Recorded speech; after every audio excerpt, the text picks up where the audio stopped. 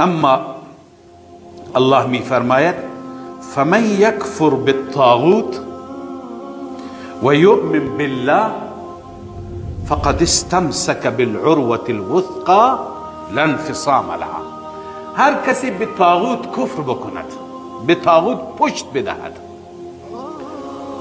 و به خدا ایمان بیاورد، یکفر بالطاغوت و یؤمن بالله. طاغوت چیه؟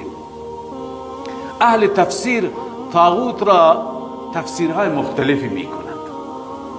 بسیاری گفتند طاغوت یعنی شیطان، چون شیطان میخواد که ما راه کفر را ببریم، راه شرک را ببریم، لذا به شیطان پشت دادن، به شیطان جواب نه دادن، شیطان را قبول نکردن یعنی کفر به طاغوت.